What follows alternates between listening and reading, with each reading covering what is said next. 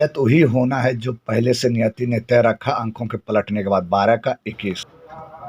मैं सिर्फ भारतवर्ष ही नहीं, यहाँ तक कि भारतवर्ष सहित संपूर्ण विश्व के गणितीय विद्वानों से, संपूर्ण विश्व के सत्ता, सरकार, शासन, प्रशासन, विश्वविद्यालय, क्योंकि सत्ता शासन से बड़ा हमारे कार्य में विश्वविद्यालय का हस्तक्षेप है।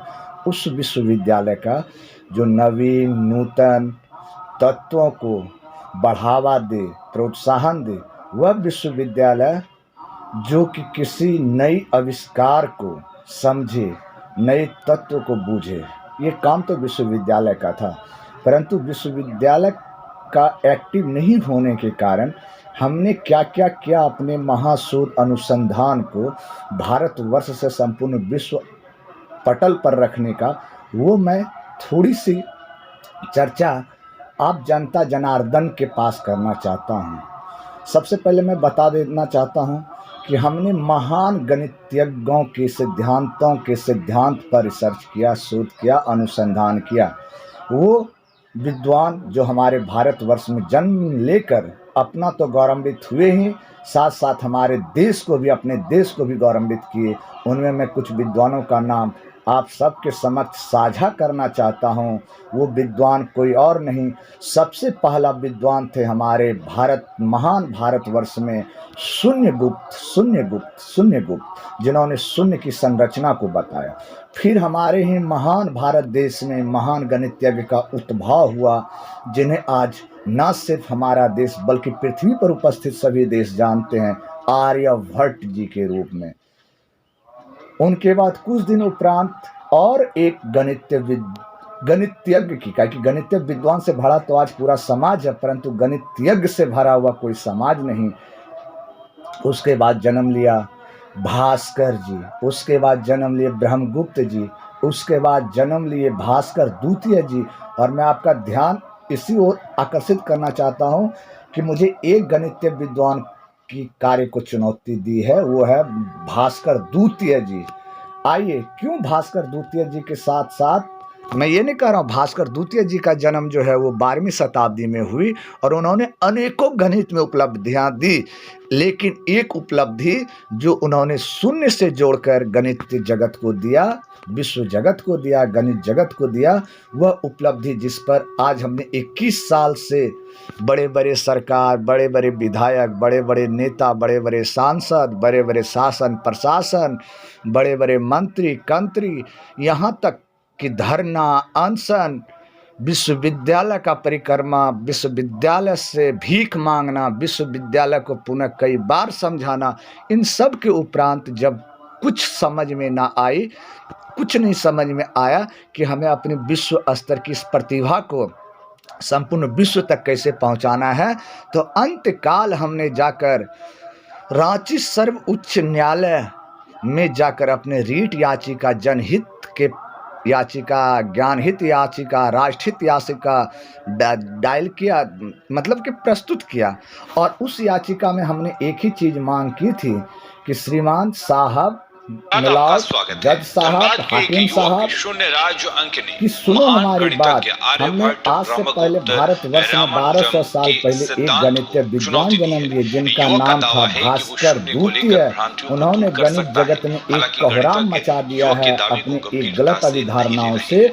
उस कोहराम को मैं शांत करना चाहता हूँ, उस कोहराम को मैं शिखर तक पहुँचाना चाहता हूँ।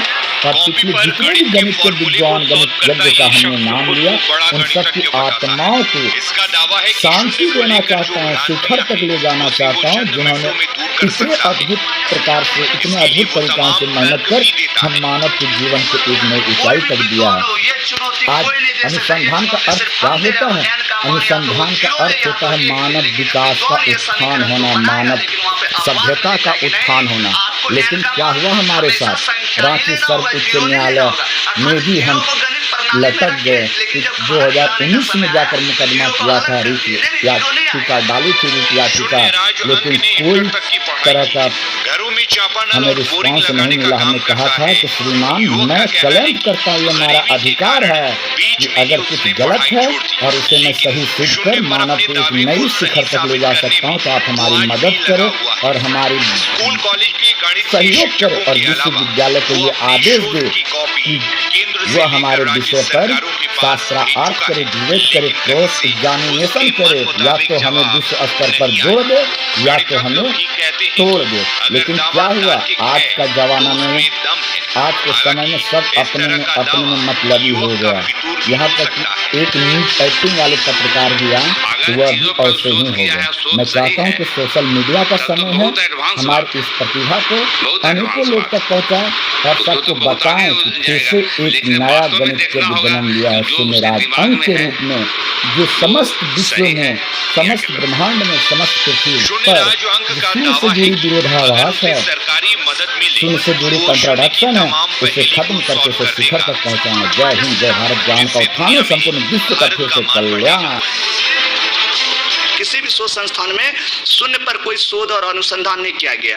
हम चाहते हैं कि हमें ऐसे विद्वानों के बीच में भारत सरकार रखे, भारतीय पत्रकार रखे या भारतीय विद्वान रखे, ऐसे विद्वानों के बीच में उपस्थित करे जहां कि मैं अपनी प्रतिभा को पूर्ण रूप से सत्यापन कर सिद्धांतिक रूपों से स्थापित कर सके।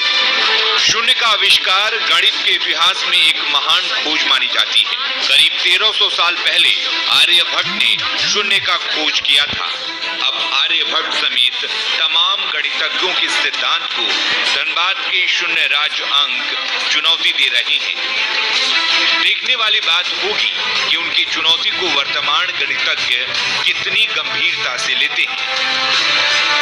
विभाष चंद्र, न्यूज़ 18 धनबाद। राज्य सर्व उच्च न्यायालय भी हमारे लिए समस्या का समाधान चुका है जब उसका कारण बड़े बड़े ये है नेता कि मंत्री, स्वयं नासा और विश्वविद्यालय, इसरो को भी नहीं पता है न्यायपालिका, कि किस कार्यपालिका, विधि पर 0 + यहाँ 0 तक कि बराबर चौथे 0 हम स्तंभ लिखते हमारे हैं। मीडिया भाई तो ये बहन, सब तो सखा किताब सखी भी लिखने अब वाले इस विषय पर विद्वान हैं। ध्यान दो। हमारी क्योंकि चुनौती अब तो वह महान समय आ गया भारतवर्ष है के जब महान भारतवर्ष की इस गणितज्ञ लोहा भास्कर को द्वितीय संपूर्ण जी को विश्व है ना स्वीकार श्लोक करे पर और कि कहे उन्होंने कहा जो कार्य आर्यभट्ट, शून्य ब्रह्मगुप्त, को शून्य भास्कर, एस रामानुजन जी, माधव जी, भास्कर जी,